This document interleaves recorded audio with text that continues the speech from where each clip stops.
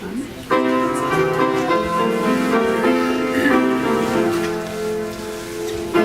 far away on Judea's plains, shepherds of old heard the joyous strains. Glory to God, glory to God, glory to God in the highest. Peace on earth, goodwill to men. Peace on earth, goodwill to men. Sweet are the strains of redeeming love, message of mercy from heaven above.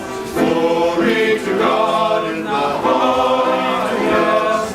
Glory to God in the highest. Peace on earth, goodwill to men.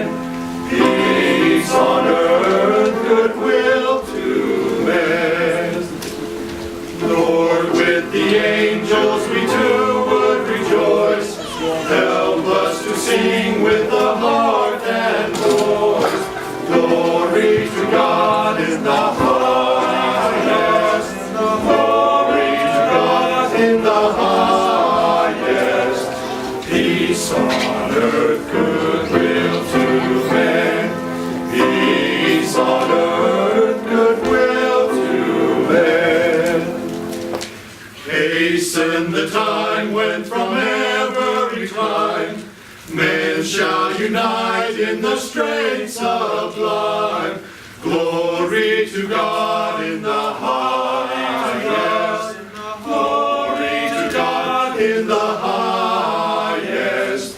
Peace on earth, goodwill to men. Peace on earth, goodwill to men.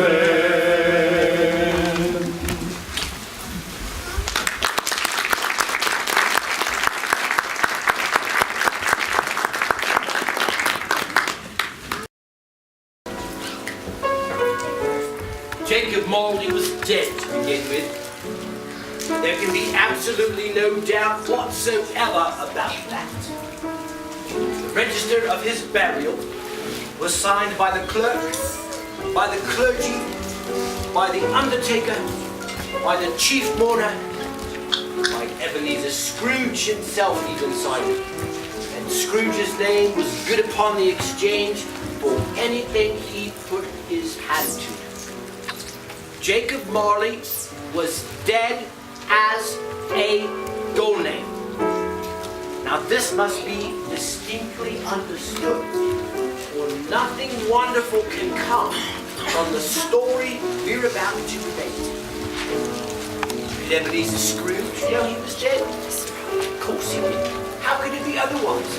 Scrooge and Marley had been partners for goodness knows how long.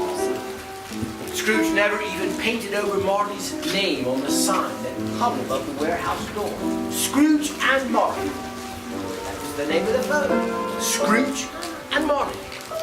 People who were new to the business would sometimes call Scrooge Scrooge and sometimes Marley. But he answered to both. It was all the same to him. Oh, but he was a tight-fisted hand at the grindstone, that Scrooge. A squeezing, wrenching, clutching, grasping, covetous old sinner. Cold and hard as flint. External temperatures had little effect on Scrooge. No warmth could warm him, nor wintry weather chill him. And no one ever stopped Scrooge on the street to say with gladsome looks, "My dear Scrooge, how are you? When will you come to see me?" No beggar ever implored him to bestow a trifle. No child ever asked him what it was to o'clock. And not once in all of Scrooge's life did man or woman ever ask him the way to such and such a place. But what did Scrooge care? It was rather what he liked, to edge his way along the crowded paths of life, daring all of human sympathy to keep its distance. Once upon a time, of all the good days in the year, on Christmas Eve, Ebenezer Scrooge sat working in the counting house. It was cold, bleak, biting weather, foggy withal. The fog poured in every chink and keyhole. Scrooge sat in an open room so he could keep an eye on his clerk, who sat at his own dismal desk copying letters. He had a small fire, a fire so small that it appeared to be but a single coal, and the clerk couldn't replenish it, for Scrooge kept the coal bin on his side. Cratchit! I predict it will be necessary for you to part my services if you continue to find the need to waste my coal. Wherefore the clerk buttoned his scarf and tried to warm himself about the candle. But not being a man of keen imagination, he failed.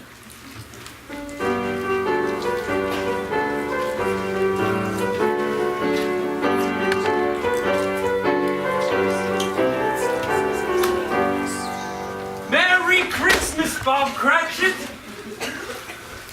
Merry Christmas to you, sir. Yes.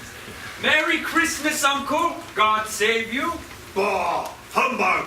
Christmas a humbug. Uncle, you don't mean that, I am sure. I do. Merry Christmas. What right have you to be merry? You're poor enough. Well, come. Then what right have you to be so dismal? You're rich enough. Bah! Humbug! Don't be cross, Uncle. What else can I be when I live in such a world of fools as this? Out upon a Merry Christmas.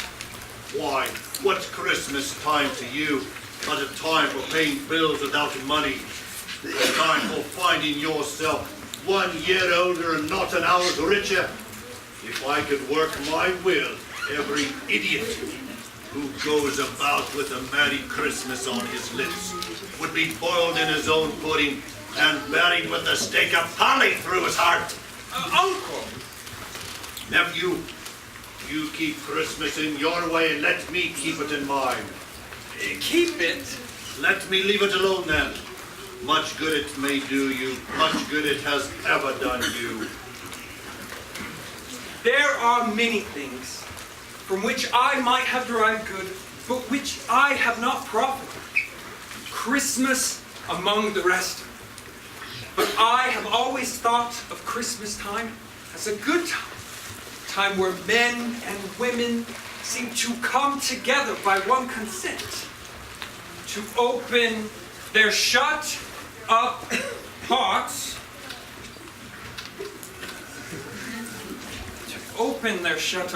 freely, and to think of people below them as fellow passengers to the grave.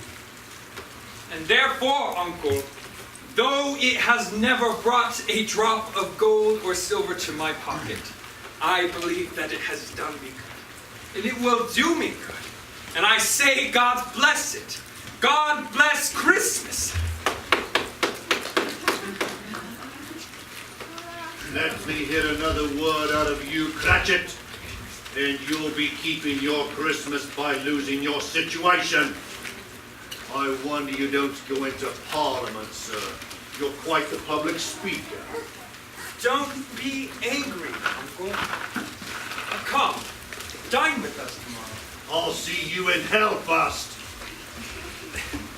Why? Why did you get married? Because I fell in love. Because he fell in love. Be on your way. Nay, Uncle, you never came to see me before I married. Why give a reason for not coming now? Good afternoon. I want nothing from you. I ask nothing from you. Why cannot we be friends? Good afternoon. Sorry to find you so resolute. But I have made my trial and homage to Christmas to keep my Christmas humor to the last. So, a Merry Christmas, Uncle, Bah! and a Happy New Year! Humbug!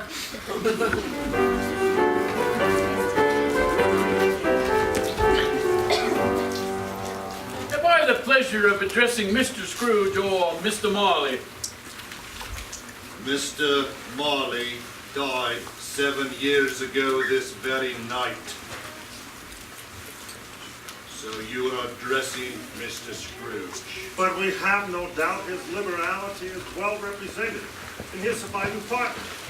At this festive season of the year, Mr. Scrooge, we find it more than usually desirable that we make some slight provision to the poor and destitute, who suffer greatly at the present time.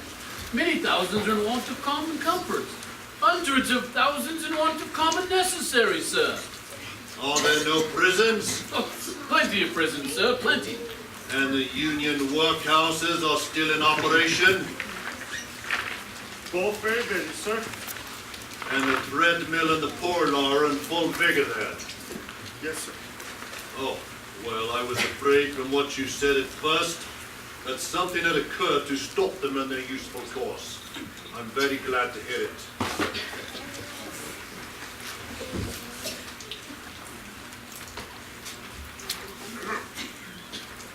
A few of us are endeavoring to raise a fund to buy the poor some meat and drink and means of warmth.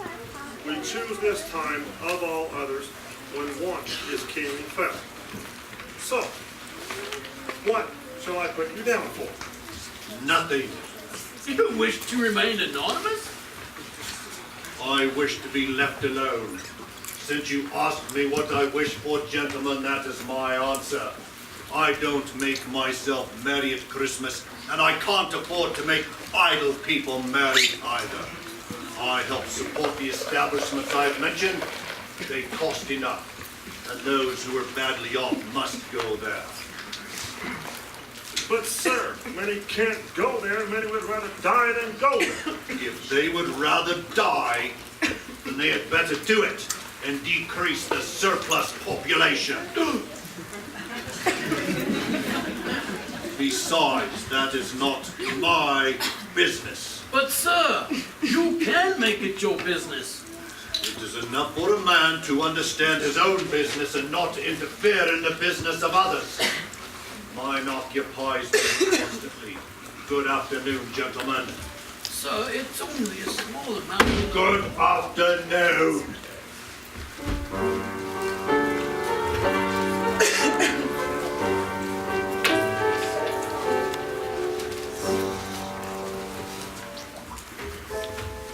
Scrooge resumed his labours with a much higher opinion of himself, and in a far more facetious temper than was usual, even for him. Meanwhile, outside, the fog and the darkness thickened, so much so that the ancient tower of a church, whose gruff old bell peered slyly down at Scrooge out of a Gothic window in the wall, grew invisible. It struck its hours and its quarters in the clouds, and at last the time of shutting up the counting house had arrived.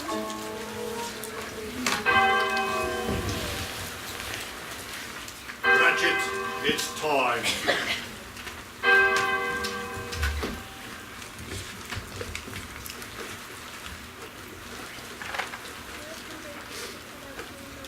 Well, what you just standing there for? Out with it. 'Tis Christmas Day tomorrow, sir.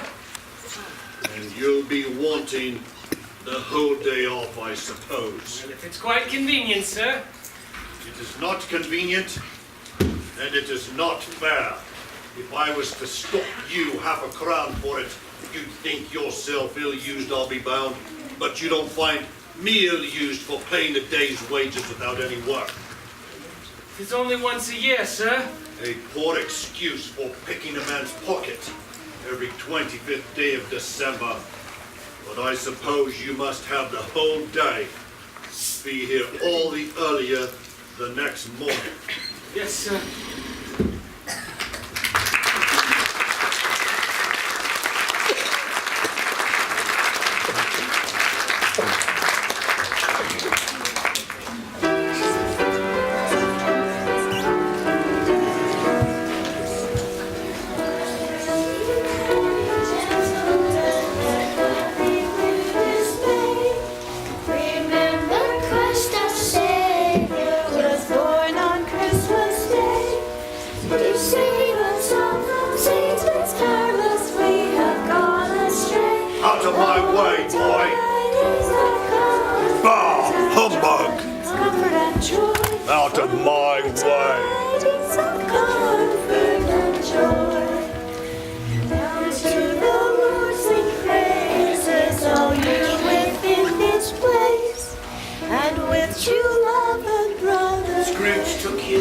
melancholy dinner at his usual melancholy tavern.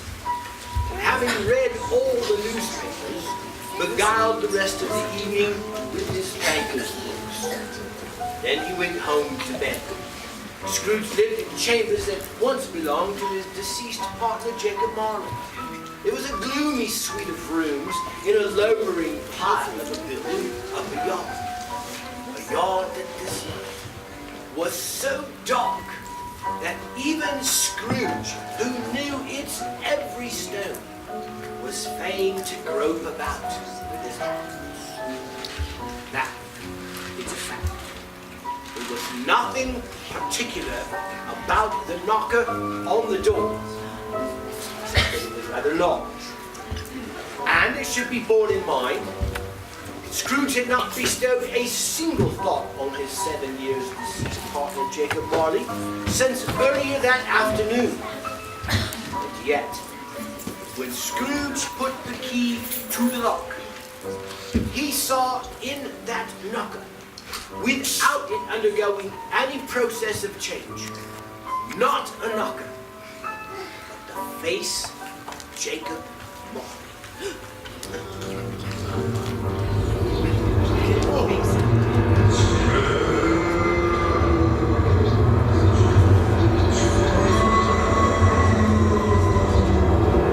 Humbug! Humbug! Closing of that door resounded through the house like thunder. Up the stairs Scrooge went, not caring a button for the darkness, for darkness is cheap, and Scrooge liked it.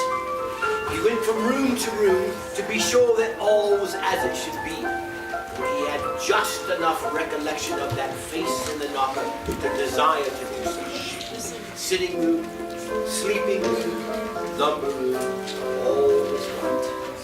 Feeling quite safe, he closed and locked the door, which was not his usual custom. Feeling thus safe from surprise, in his nightcap, his dressing gown, and his slippers, Scrooge sat before the fire to take his evening brew.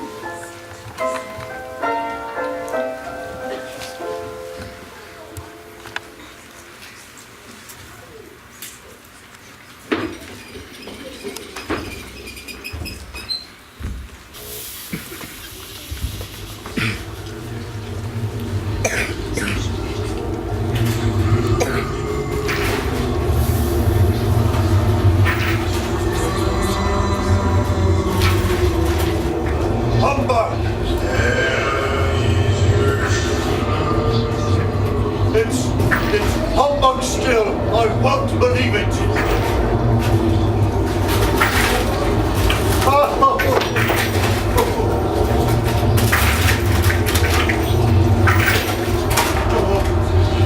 Oh no. What do you want with me?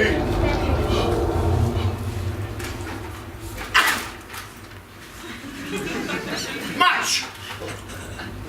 Who are you? Ask me who I was. Who was you then? In life, I was your partner, Jacob Marley. Can you sit down? I can't. Do it then.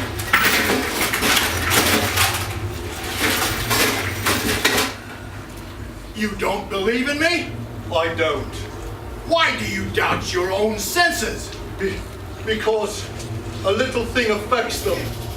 A slight disorder of the stomach makes them cheats. Why, you may be an undigested bit of beef, a blot of mustard, or a crumb of cheese, or a fragment of an underdone potato. There's more gravy than grave about you, whatever you are. You see this toothpick? I do, Well, you're not looking at it. but I see it, notwithstanding. Well, I have but to swallow this and be for the rest of my days persecuted by a legion of goblins. Humbug, I say, humbug!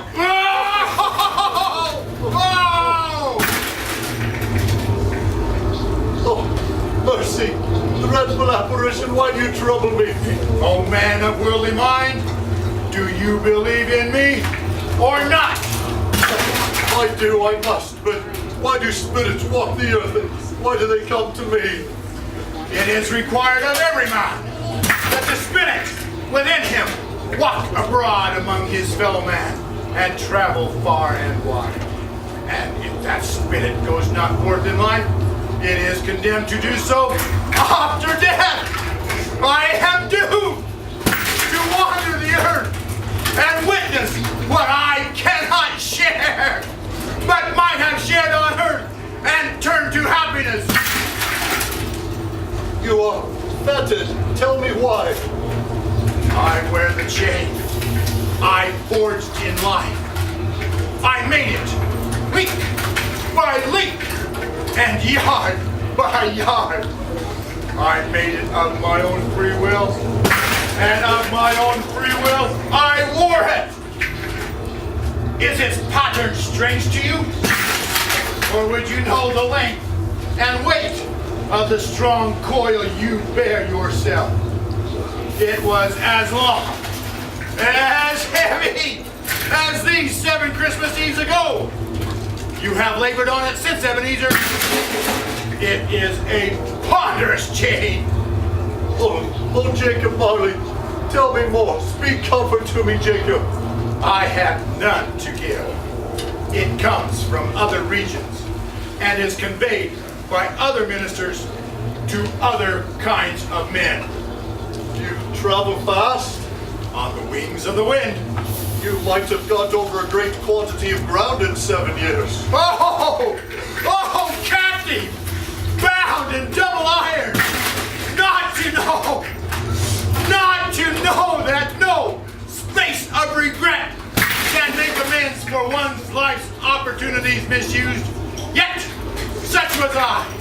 Oh, such was I! But Jacob, you were always a good man of business. Business? Mankind was my business. The common welfare was my business. Mercy, charity, forbearance, and benevolence were all my business. The dealings of my trade were but a small comprehensive drop in the comprehensive ocean of my business. And at this time of the rolling year, I suffer most. Hear me. My time is nearly gone. I will, but Jacob, don't be flowery. Speak with good words to me, Jacob, pray. I am here tonight to warn you that you have yet a chance and a hope of escaping my fate, Ebenezer. A chance and hope of procuring. You're always a good friend to me, Jacob. Thank you. You will be haunted by 3 spirits. Is that the chance you mentioned? It is. I think I'd rather not. Without their visits, you cannot hope to shun the path I tread. Expect the first tomorrow night when the bell tolls 1. Can't I take them all at once and just have it over with? Expect the second upon the next night at the same hour. Expect the third upon the next night when the chime of 12 has ceased to vibrate. Look, see me no more, but look for your own sake to remember what has passed between us.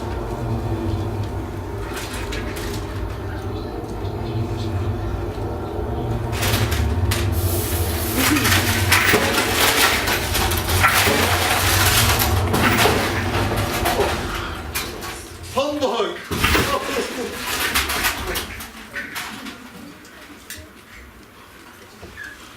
Whether from the emotions he had undergone, the fatigues of the day, his glimpse into an invisible world, his dull conversation with a ghost, or merely the lateness of the hour, Ebenezer Scrooge, much in need of repose, fell asleep on the instant.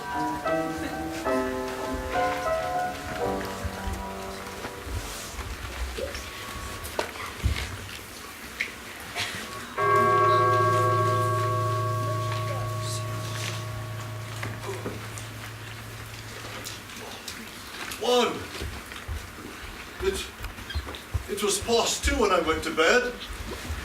The clock is wrong. There must be an icicle in the works. 1.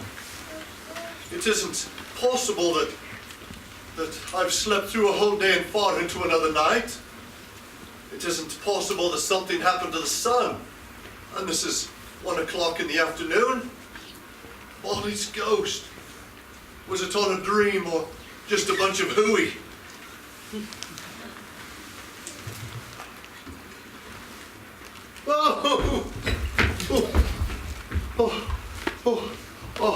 I hear the spirit whose coming was foretold to me. I am. Who and what are you? I am the ghost of Christmas past. Long past? No, your past. Excuse me, but the light, can you not put a cap on to cover it? What? Would you so soon put out with worldly hands the light I Forgive me, I did not mean to offend. May I ask what purpose brings you here? give? Your welfare. Well, I'm much obliged, but I can't help thinking that a night of unbroken rest would be much more conducive to my welfare. Your reclamation, then. Take heed. Come and walk with me. But, Spirit, I'm mortal and liable to fall. Bear with the touch of my hand, and you shall be upheld.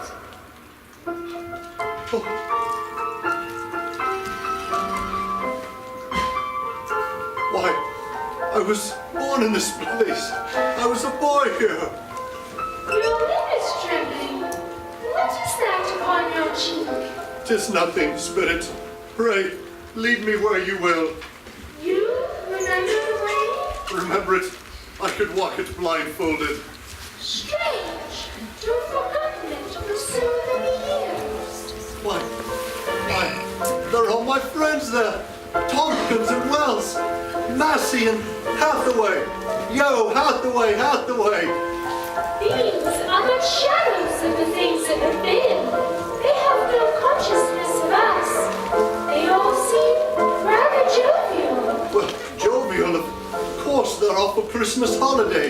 Manus, Manus, a Merry Christmas, a Merry...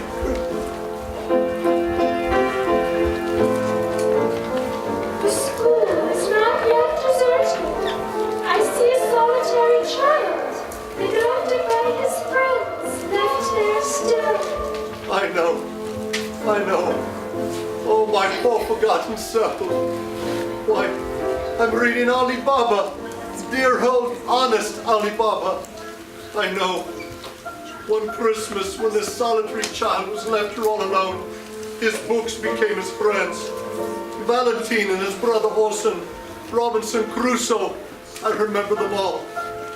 I wish. Oh, but it's too late.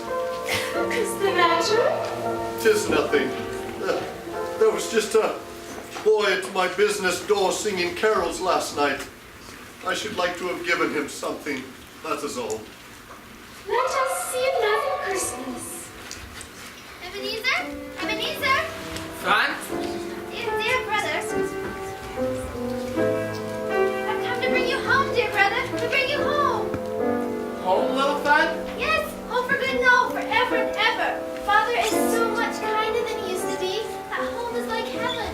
He spoke so gently to me one day that I wasn't afraid to ask him once more if he might come home. And he said, yes, you should. He sent me the coach to bring you.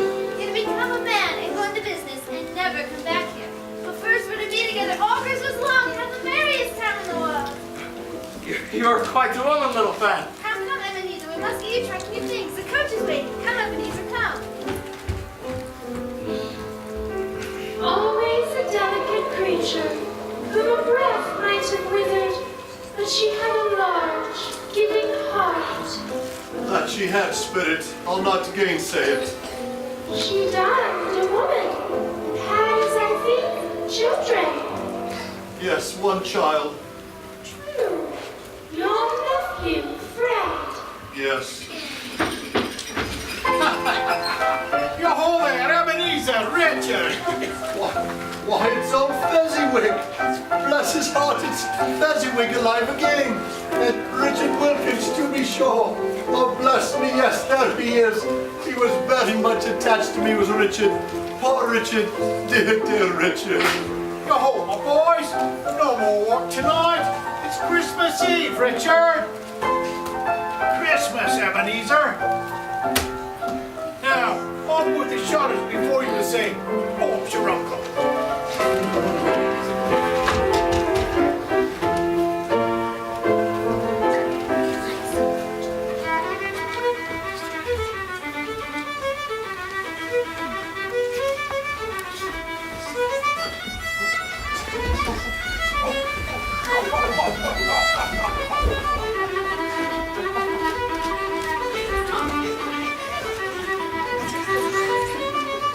Get home. Richard, hello. Ebenezer, it's food and fun for all.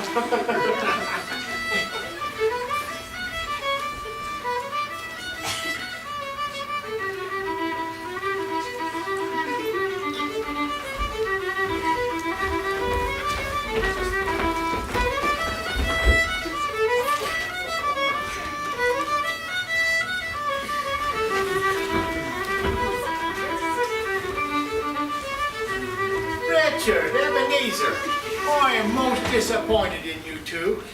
You did not have near enough fun this evening. Sir, tut, no another would. But to ensure you'll have sufficient fun tomorrow, you must take this. Now off with you two. Good night and Merry Christmas. Well, thank you, sir. Well, Merry Christmas. What a night. Oh, what a cold roast.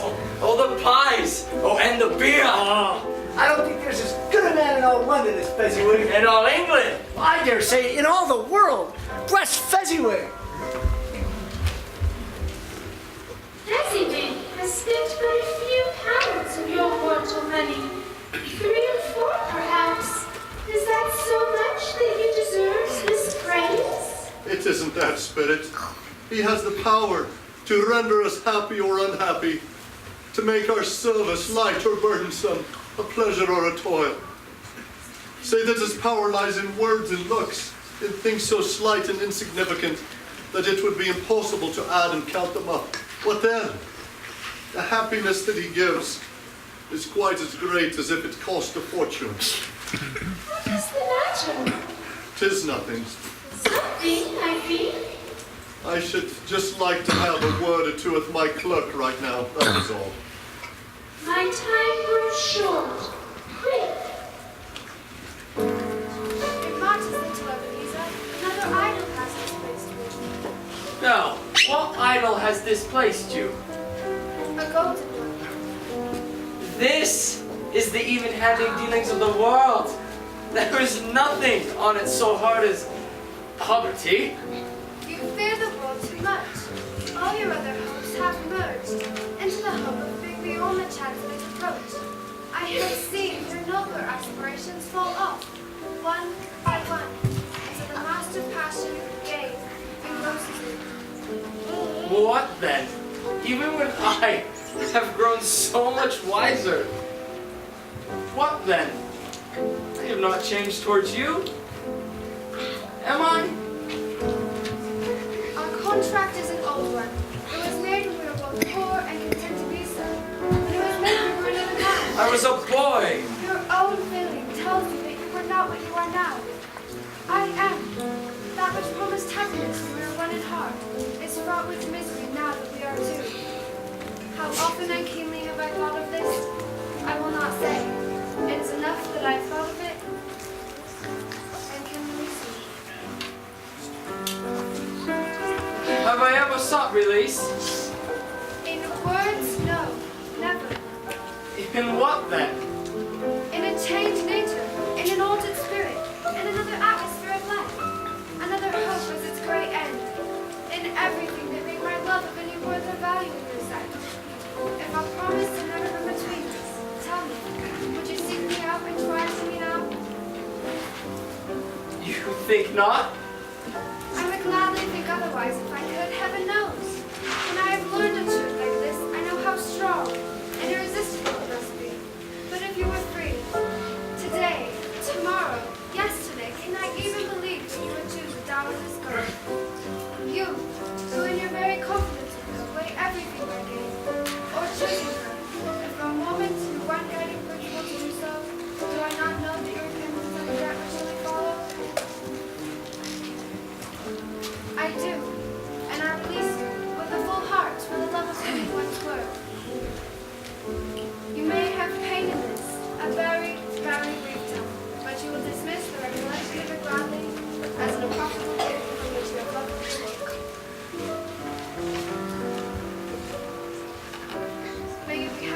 life you have chosen. Belle! Belle! Belle! Belle! Go after her, you fool!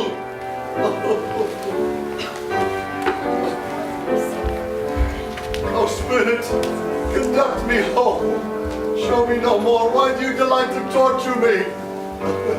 One shadow more. No more.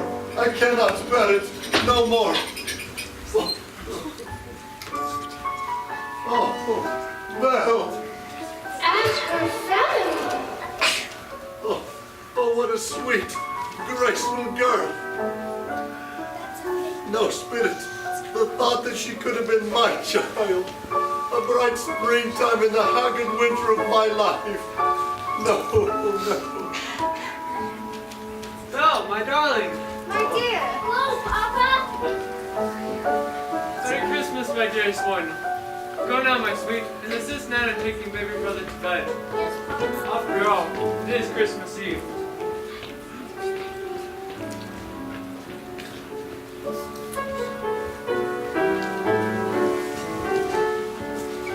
Belle, I saw an old friend of yours this afternoon. Why, who was it? Guess. Oh, how can I? Let me think. Was it Mr. Scrooge? Mr. Scrooge it was. I passed by his office window, and it was not shut up. And there was a candle inside. I could scarcely help seeing him. His partner lies upon the point of death, I hear. And there he sat alone. Quite alone in this world, I believe. Alone in the world, my dear old Ebenezer. No, Spirit, leave me. Show me no more. Haunt me no more. Ebenezer Scrooge, I come for your reclamation. Would you put out with worldly hands the light I give? No more. No more. No more. No more.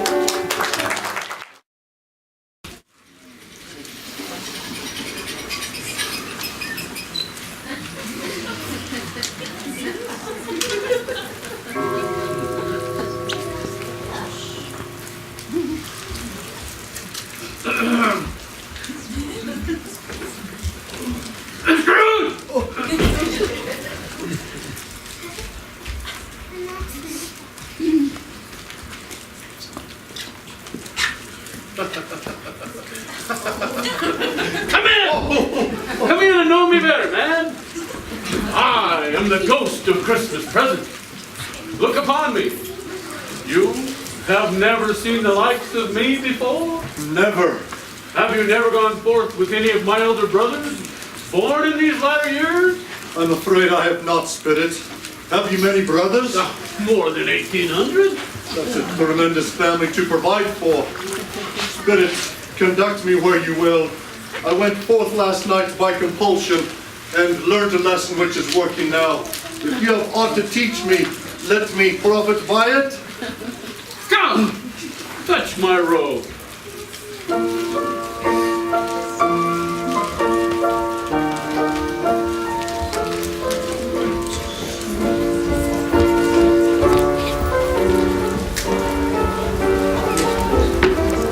Scrooge in the spirit found himself standing on a busy street on Christmas morning. The skies were gloomy and the streets were choked with a dingy mist of soot, as if all the fires in all of Great Britain had by one consent been lit. And yet there was a spirit of cheerfulness abroad. The people were jovial and full of glee and calling out to one another. The poultry shops were still half open, and the fruiterers were radiant in their glory. It was a glorious scene, to be sure. There was the merry sound of scales descending, and the scents of tea, and coffees, and sticks of cinnamon, and candied fruitcakes spotted with lumps of molten sugar. The people were so eager and hopeful in the promise of the coming day. Spirit, is there a particular flavor in which you sprinkle from your torch? There is. My own. Stay here. Watch where you're going. Bloody watch you going, you long-nosed weasel. Weasel, is it? Why, you flop-eared baboon. There. Why, I'm gonna... Hey, why are we fighting? fighting on this glorious Christmas morning. You're right, my friend. 'Tis a shame to quarrel on this of all days. So it is, so it is. God bless you, my friend. God bless you. And to you, sir. And a Merry Christmas. Merry Christmas and a prosperous New Year.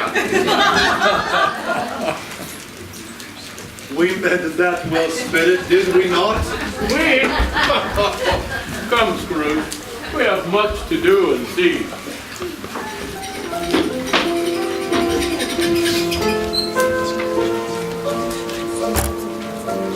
Mother! We've been to the bakers, we've seen the goose! Yes, Mother, such a wondrous goose, basking in sage and onions. All right, my dear Cratchit children. Settle yourselves down and help me with this table. Wherever is your precious father and your brother Tiny Tim? Even Molly wasn't as late last Christmas Day by half an hour.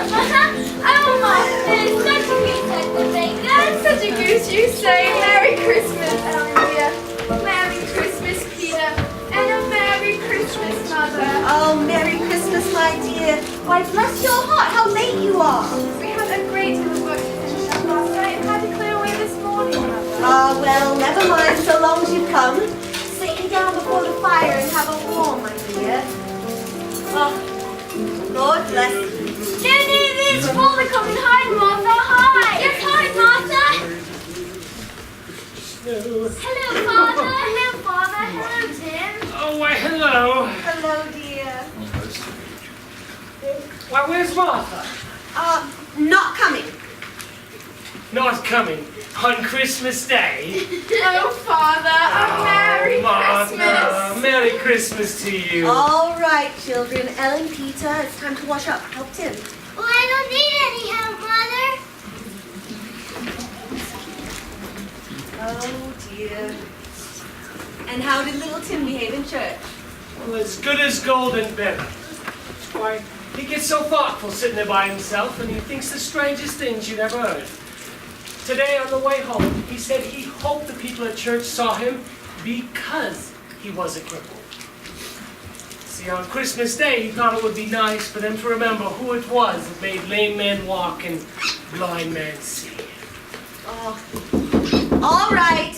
Ellen, Peter, go to the door. I believe it's the baker with that goose.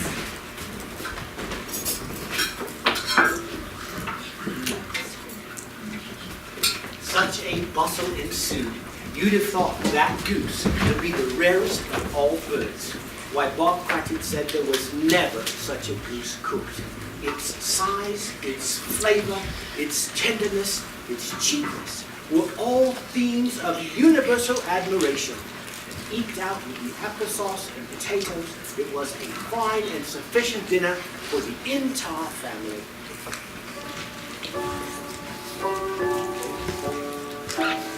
We thank thee for this Christmas Day and its meaning. May we be truly grateful for what we are about to partake, and may it bring us nourishment. In Christ's name, amen. Amen. Amen. Their plates were filled and their bellies the same. Then Mrs. Cratchit arose to go out and take up the Christmas pudding. Suppose it should not be done enough. Suppose you should break your tinning out. Suppose someone had gone over the back wall and stolen it. All but Mrs. Cratchit returned smiling proudly with that Christmas pudding, like a silver cannonball topped with a sprig of Christmas holly. And what a wonderful pudding! Why, everyone had something to say about it. No one said, no one thought that it was a small pudding for such a large family. At last the dinner was done, and Bob Cratchit poured out the hot punch from the jug with beaming looks, while the chestnuts on the fire sputtered and crackled noisily. A toast, a Merry Christmas to us, and God bless us. Merry Christmas. Pray, spirits, tell me, will Tiny Tim live? I see a vacant seat in this poor chimney corner, and a crutch without an owner, carefully preserved. If these events remain unaltered by the future, the child will die. No, Spirit, no. Say he will be spared. If these events remain unaltered, none of my kind shall find him ill. What then? If he be like to die, he had better do it, and decrease the surplus population. Man of man, you being hot. Forbear that wicked cant until you've discovered what the surplus is and where it is. We can decide what man shall live, what man shall die. It may be in the sight of heaven that you are more worthless and less fit to live than millions, like this poor man's child. Mr. Scrooge, I give you Mr. Scrooge, the founder of this feast. Oh, the founder of this feast indeed. I wish I had him here. I'd give him a piece of my mind to feast upon, and I hope he'd have a good appetite for it. My dear, the children, it is Christmas Day. It should be Christmas Day when one drinks the health of such an odious, stingy, hard, and unfeeling man as Mr. Scrooge. You know he is, Robert. Nobody knows better than you do. My dear, please. All right. I'll drink to his health, for your sake and the day's, not his. A long life to him, a Merry Christmas and a Happy New Year. He'll be very merry and very happy, I have no doubt.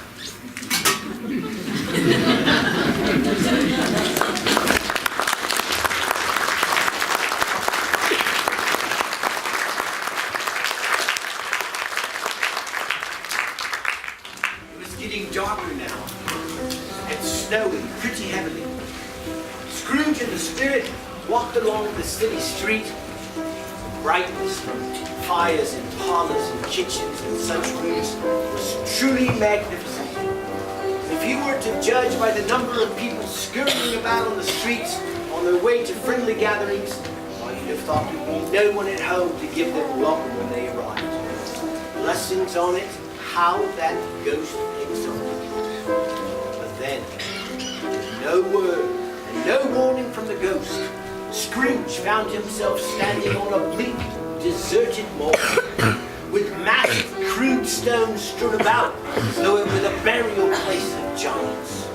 They sped across the moor and out to sea. Looking back, to his horror, Scrooge could see the last of the land. Built upon a sunken reef of dismal rocks, a league or more from the shore, stood a lighthouse. And the men who watched the light had built a fire. Joining hands, they wished one another a Merry Christmas. And they were off again, over the black and heaving waves, farther and farther out to sea, until they alighted upon a ship. And they stood beside the helmsman at the wheel.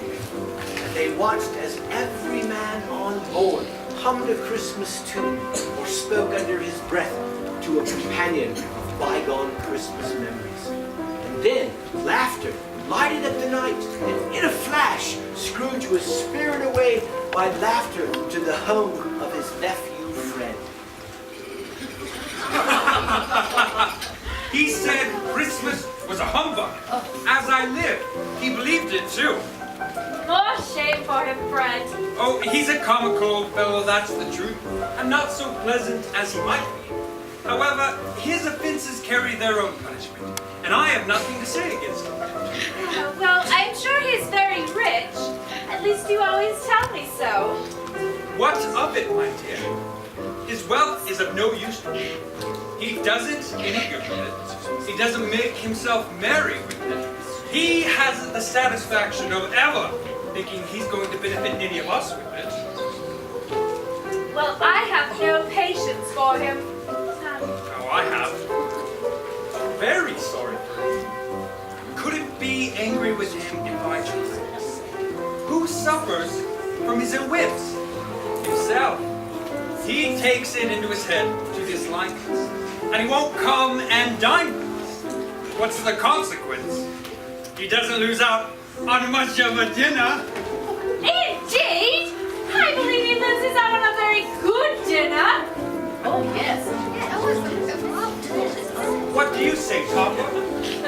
Oh, I'm just a lowly bachelor, a wretched outcast, and I have no opinion on this matter. Do go on,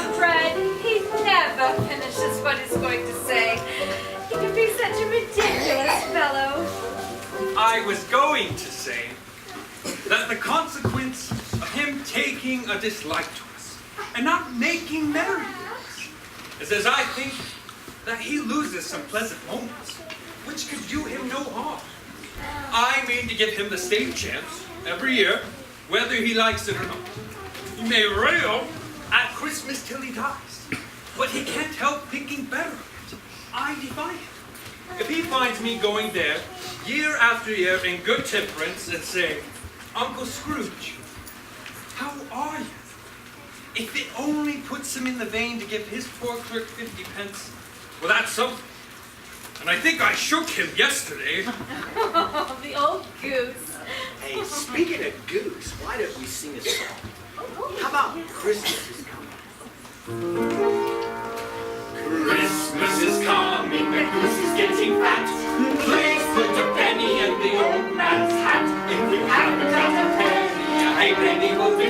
If you haven't got a halfpenny, well, good for you. Oh, I do love that old Hey, maybe a game, Fred. How about a game? What's it to be? Come, Scrooge, we must go. Here, they're about to play a game. 1/2 hour more spirits, only one. You all know the rules to yes and no? And no. Well, I have something in mind, and I will start. Who will begin? I'll go. Is it a vegetable? No. Is it a mineral? No. Oh, this It's is an animal. gotta be an animal. Is it alive? Yes. Is it a nice animal? No. Does it live in a menagerie? No. Or does it live in London? Yes. Is it killed at market? Oh, no. No. Is it a horse?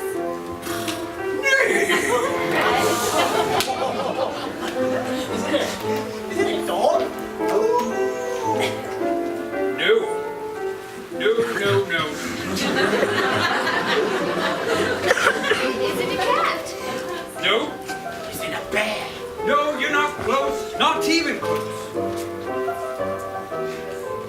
Oh, Fred, I figured it out. I've got it. I figured it out. I know.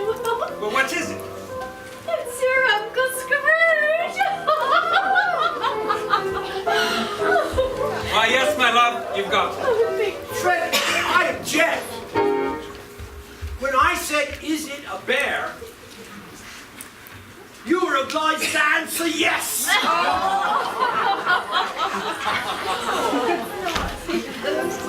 He has given us plenty of merriment, I am sure.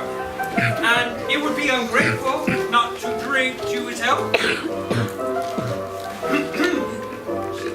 I say, Uncle Scrooge, Uncle Scrooge. Merry Christmas and Happy New Year to the old man, whatever he is. He wouldn't take it from me, but may he have it nevertheless. Uncle Scrooge. Uncle Scrooge? Come, Scrooge, we must leave. Spirit, you're growing grey and wrinkled. Our spirit's life's so short. My life upon this globe is very brief. It ends tonight. Tonight? Tonight at midnight. Hark, the time is near. Forgive me, spirit, but I see something at the base of your robe. Look, man, what do you see? I see two children, a boy and a girl clinging to you. Their wretched, frightful souls. Spirit, are they yours? They are man. The boy is ignorant. The girl is one. But most of all, beware this boy. For on his brow I see written that which is doom, unless this writing be erased. Deny it, slander them that tell the yea, and bide the end.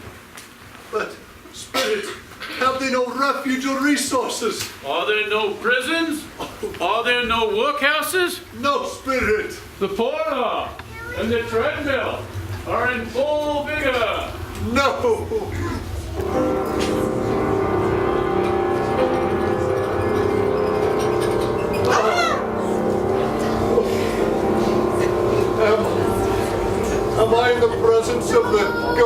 Christmas yet to come. Ghost of the future, I've seen more than better I've seen. But as I know your purpose is to do me good, and as I hope to live to be a better man from what I was, I'm prepared to bear your presence and do it with a thankful heart. Will you not speak to me? Lead on, Spirit. The night is waning fast and it is precious time to me, I know. Lead on. No, I don't know much about that either way. I only know he's dead. When did he die? Last night, I believe. Why? What was the matter with him? Oh, I thought he'd never die. Heaven knows. Now, what do you suppose he's done with all his money? I haven't heard. Left it to his company, perhaps. He hasn't left it to me, that's all I know. It's bound to be a very short funeral, for the life of me. Oh, I can't think of anybody to go with it. Say, suppose we make up a party and volunteer. Well, I don't mind going if lunch is provided, but I must be fed. Well, I am the most disinterested among you. After all, I never wear black gloves, and I never eat lunch. Well, let's off then. I know these men, all of them. And strange, I don't see myself at my usual place at the exchange.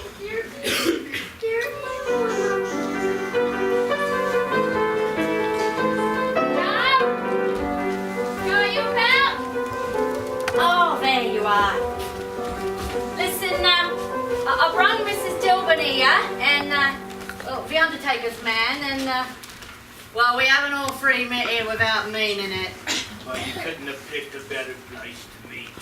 We're all equal to our calling, eh? Yes. Well, what odds and ends then, Mrs. Dilbert? Everyone has a right to take care of himself. He always did. That's true, Incy. No man more so. Yes. Well, don't be staring about as if you was afraid. Who's the wiser? We haven't come to pick each other's pockets now, have we? Indeed not. No, indeed. Yes. Well, let's on with it then.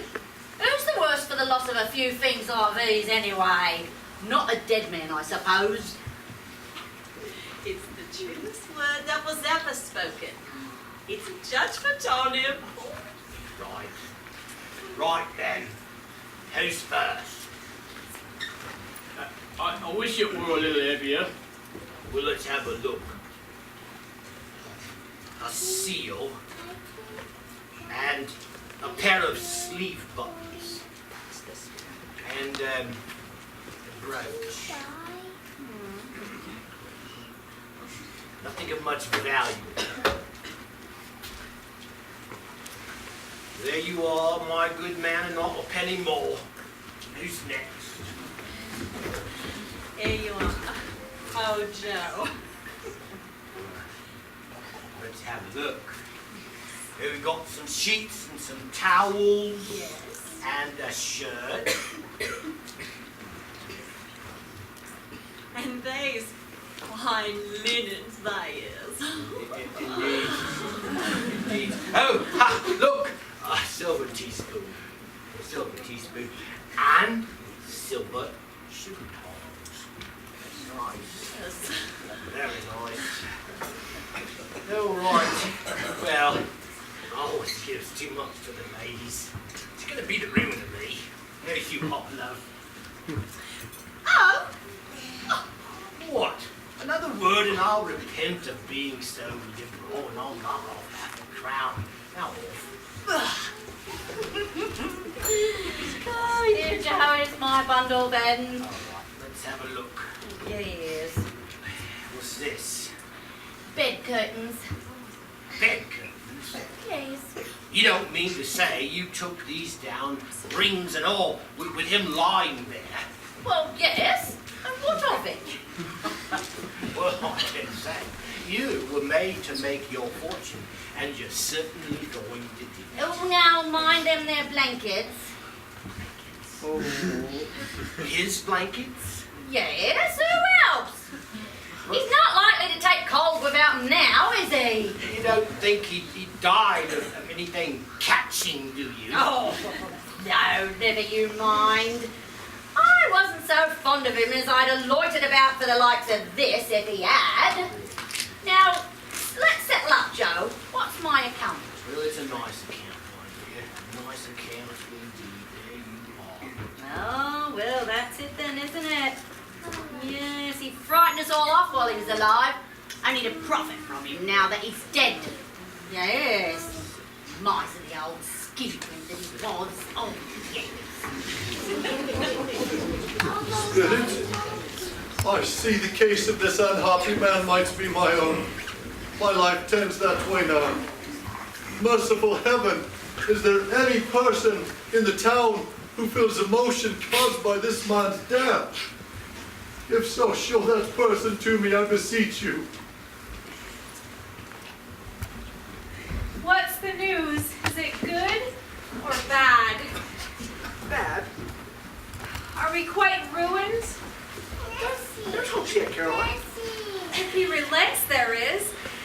Anything is possible if such a miracle has happened. He's past relenting. He's dead. Dead, you say? Well, who will all debt be transferred to? I don't know. But by that time, we'll have the money. And if not, why it'd be bad fortune indeed to find so merciless a creditor as his predecessor. We'll sleep with light hearts tonight. Let's go, Caroline. Merciful heaven, show me some tenderness connected with death, or that dark chamber we left just now will be forever present to me. And he took a child and set him in the midst of them. Mother, what is it? Nothing, dear. This close work hurts my eyes. 'Tis better now.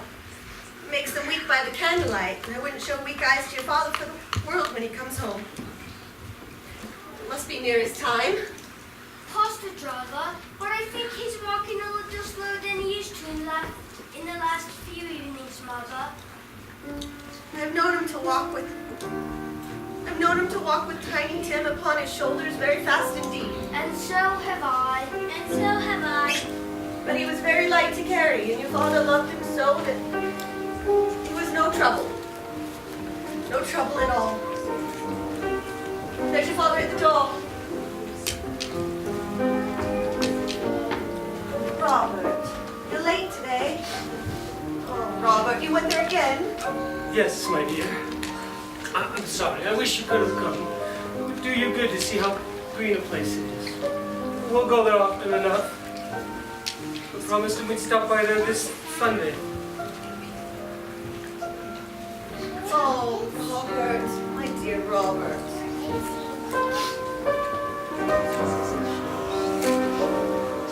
I ran into Scrooge's nephew on the way home. He saw that I looked down and asked what had happened to distress me, on which I told him. He said, "I'm heartily sorry to hear it, Mr. Cratchit. Heartily sorry for your wife." Then he gave me his card and said, "This is where I live. Pray, come see me." It wasn't so much for anything he might be able to do for us, but so much as his kind way. As if he knew our Tim and felt with us. I'm sure he's a good soul. You'd be sure if you saw and spoke with him.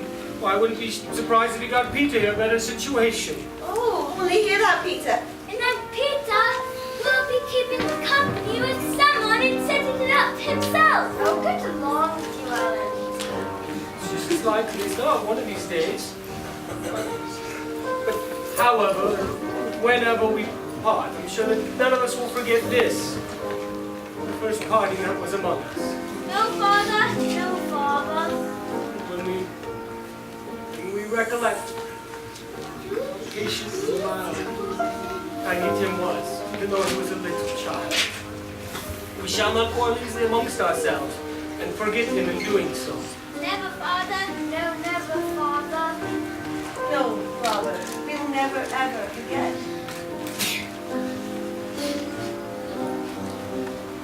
Happy. So very happy.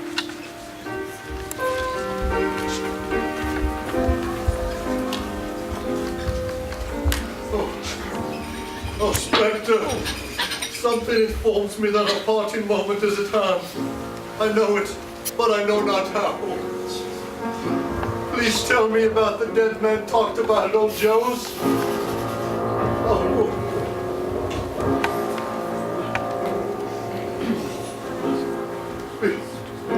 Before I draw any near to the stone to which you point, answer me one question. Are these the shadows of things that will be, or the shadows of things that may be only? Men's courses will foreshadow certain ends to which a persevering they must lead. But if the causes be departed from, the ends will change.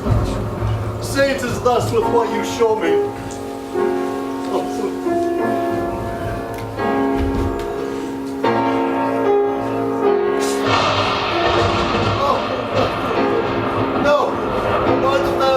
Spoke. No, Spirit, no. Hear me. I am not the man I was. I will not be the man I must have been but for this intervention. Why show me this if I am past all hope?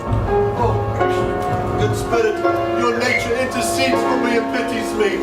I will honor Christmas in my heart and strive to keep it all the year.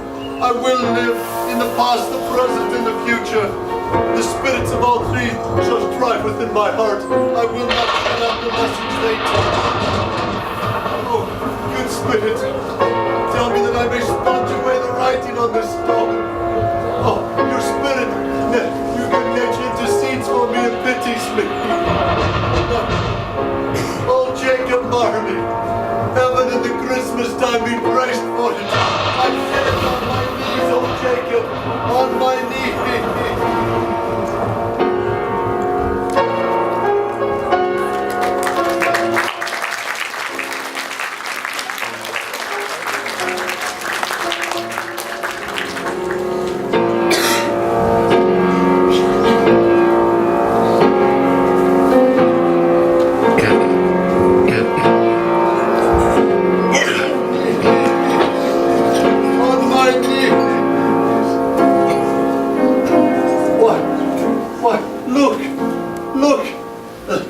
Not torn down. They are here. I am here. Oh, the shadows of things that maybe will be dispelled. They will be, I know they will. Oh, I don't know what to do. Why, I'm as light as a feather. I am as happy as an angel. I am as merry as a schoolboy. Oh, I'm as giddy as a drunken man. Oh, Merry Christmas to everybody! Happy New Year to all the world! Why, there's the door by which the ghost of Jacob Marley entered. And there's where the ghost of Christmas past appeared. It's all right. It's all true. It's all happened. Oh, I don't know what day of the month it is. I don't know how long I've been among the spirits. I don't know anything. I'm quite a baby. Never mind, I don't care. I'd rather be a baby. Oh, no mist, no fog. Just clear, bright, jovial, stirring cold. Oh, golden sunlight, heavenly sky, sweet fresh air, merry bells, glorious, glorious. Boy. Sir? What day is it today? Daddy, is it? Oh, what a marvelous child, a wonderful child. Yes, what day is it today, my fine fellow? Today? Why, it's Christmas Day. Christmas Day? What? I haven't missed it. The spirits have done it all in one night.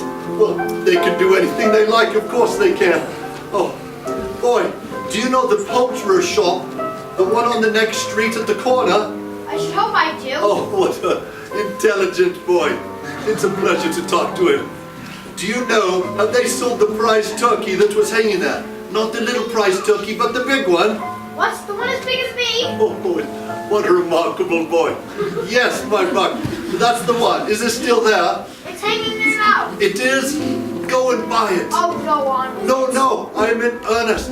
Go and buy it and tell the man to bring it back here, that I may give him the directions of where to send it. Come back with him, and I will give you a shilling. Come back with him in less than 5 minutes, and I'll give you half a crown. Oh, look at him go off like a shot. Oh, I'll send it to Bob Cratchit's. He shan't know who sent it. Why, it's twice the size of Tiny Tim.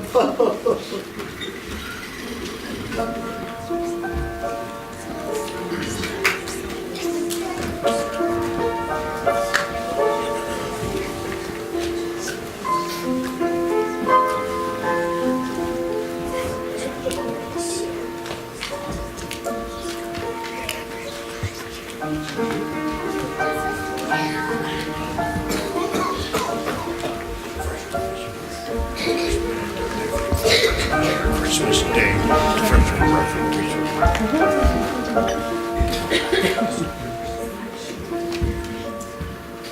Well, where is he, boy? Oh, back as a flash. Good morning, oh my fine sir. Good morning, sir. Merry Christmas to you. Merry Christmas, sir. Why, look at the size of that turkey. Why, this bird never could have stood upon those legs. He would have snapped them off in a moment. Why, you must have a cab to take this to Camden Town. Here are the directions.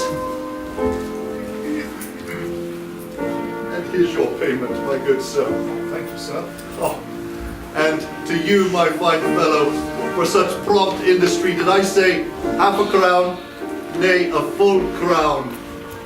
Cool, thank you, Grandma. And a Merry Christmas, sir. And a Merry Christmas to you, my boy. And again to you, my fine fellow. Merry Christmas. Merry Christmas, sir. Oh. Good morning, gentlemen. Good morning, Merry Christmas. I hope you were successful in your endeavors yesterday. I thank you for coming to see me at my place of business. Oh, why, Mr. Scrooge? That is my name, and I fear it may not be pleasant to you. Allow me to ask your pardon, and allow me please to contribute.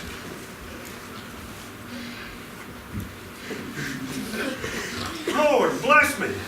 My dear Mr. Scrooge, are you serious? I am, and not a farthing less. I assure you there are a good many back payments included in it. Will you please come and see me? Well, I don't know what to say to such a magnificent... Don't say anything, please. Just promise that you'll come and see me. Well, of course we will, sir. Oh. Thank you, sir. And I thank you. I thank you 50 times, gentlemen. Bless you, and Merry Christmas. I don't know what Scrooge has been putting in his eggnog.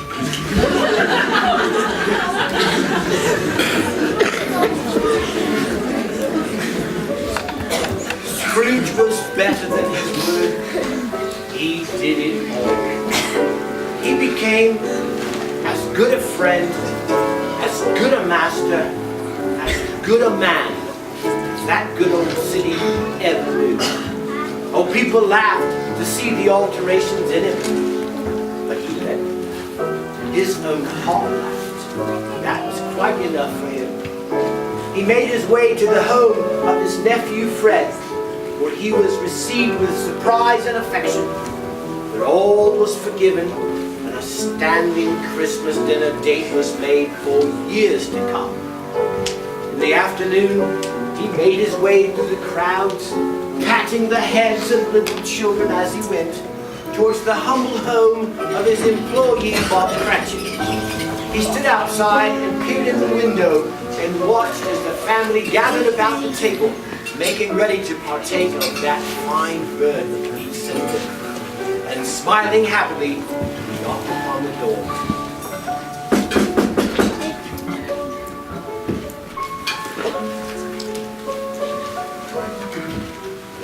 Cratchit, I did not see you at the office today. I'm sorry, sir. I was under the understanding, or I had the day off. You did? Yes, sir. Sorry, sir. 'Tis Christmas Day, and I was making merry with my family. It won't happen again. I promise you. I am not going to stand for this sort of thing any longer. And therefore, I am going to raise your salary. Quite well, sir. I've never been better, Bob Cratchit. I will raise your salary, and I will endeavor to assist your struggling family. And we shall discuss your affairs this very evening over a bowl of Christmas smoking bishop after you've finished your Christmas dinner. And tomorrow morning, before you start the fires, Bob Cratchit, I shall buy another coal scuttle before you can dot another I. Merry Christmas, Bob. Oh, Merry Christmas, sir. Thank you, sir. Won't you join us, Mr. Scrooge? Why, thank you. Thank you. Oh, May I take your hat, sir? thank you. Merry Christmas to you and yours, Bob Cratchit. And a Merry Christmas to you, sir, and God bless us, everyone.